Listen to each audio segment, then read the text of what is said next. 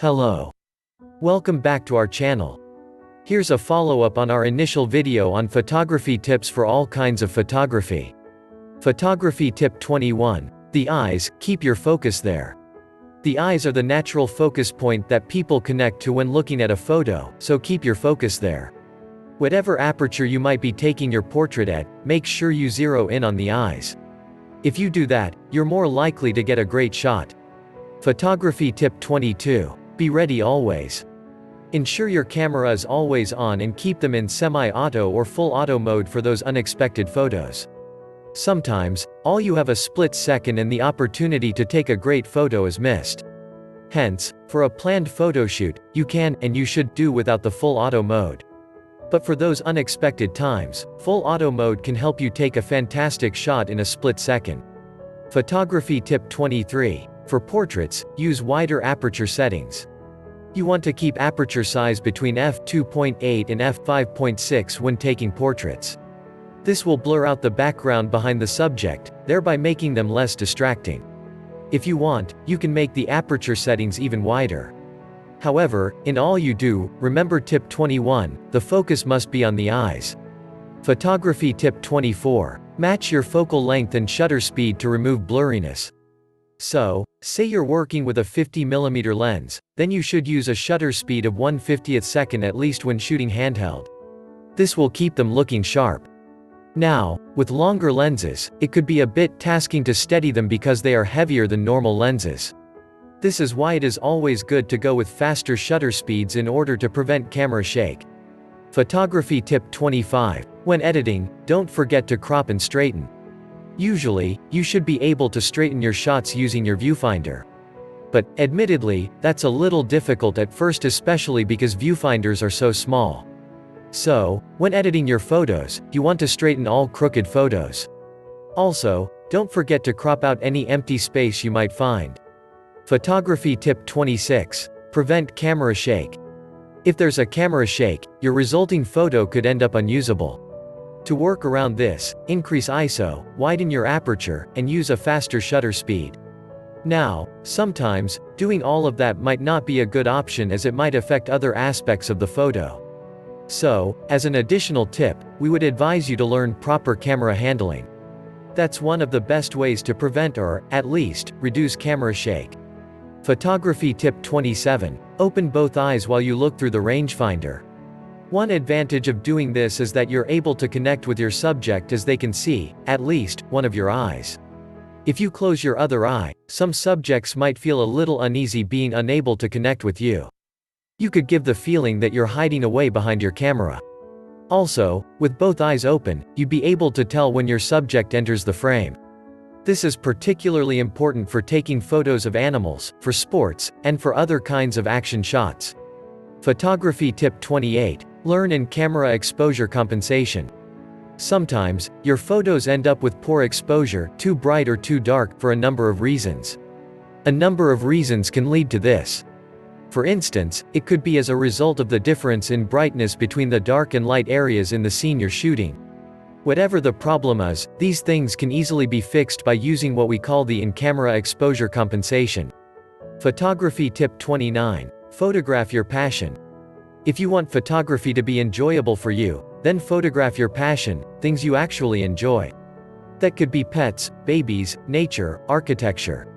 Whatever it may be, begin your journey by photographing these things to keep your interest alive, especially when obstacles begin to show up.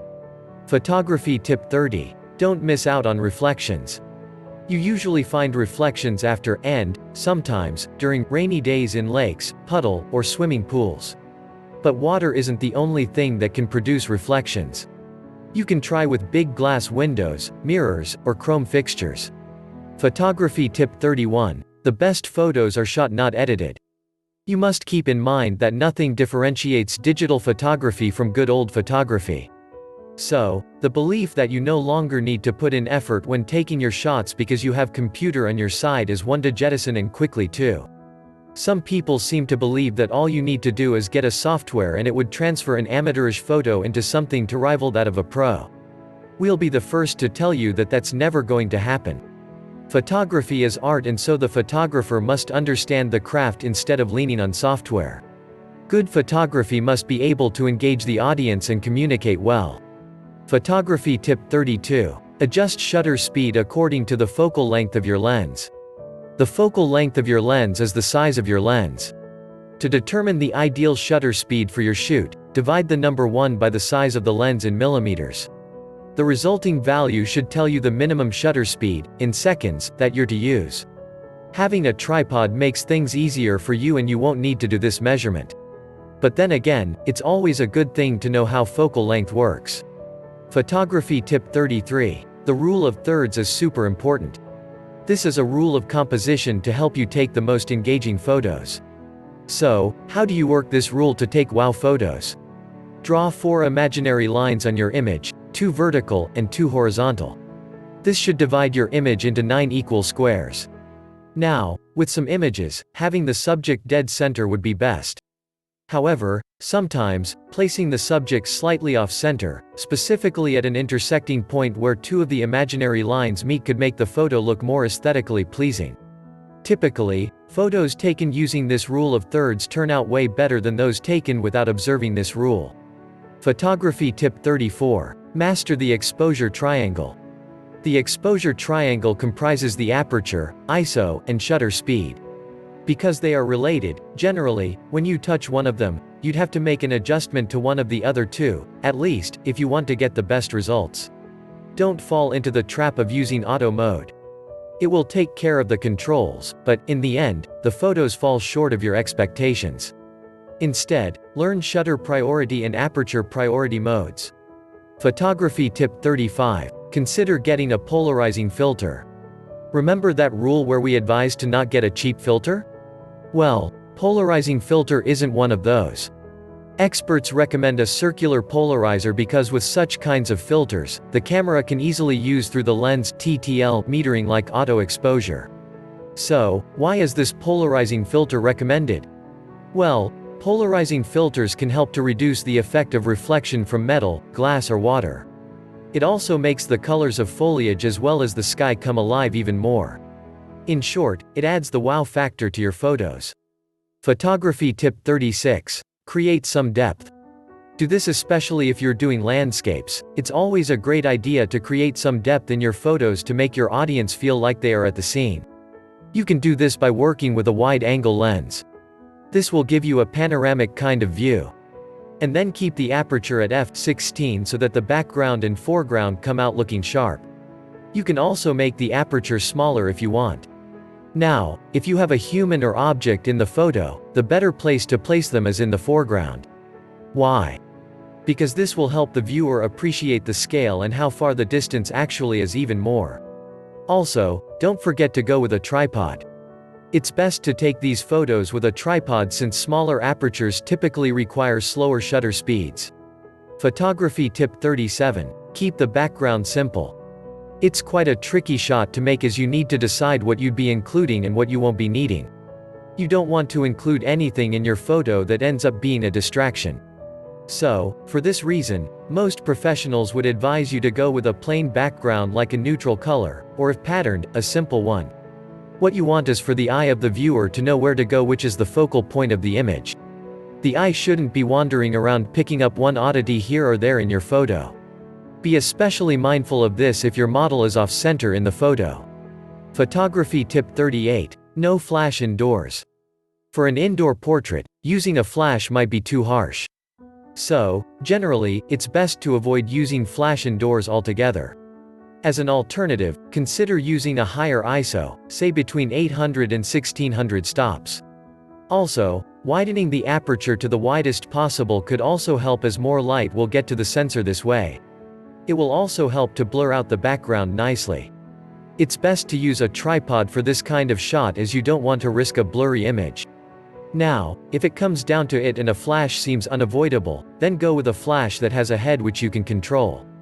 You should point the light, not at the subject but at the ceiling at an angle. Photography tip 39. Select an appropriate ISO. The ISO of your camera tells you how sensitive our camera would be to light. It will also impact how fine or otherwise the grain of your image would be. Generally, you choose an ISO depending on how dark the scene is. So, depending on how dark, you can set your ISO even up to 3200 stops. But, on sunny days, since you have more light, you can work with ISO 100 or any auto setting. Photography tip 40. Create motion using the panning technique. To take a photo of a subject in motion, a good technique to use is the panning technique. You do this by choosing a shutter speed that's about 2 steps slower than you need. So, if you're doing a 1/250th, you'd work with a shutter speed of 1/60th.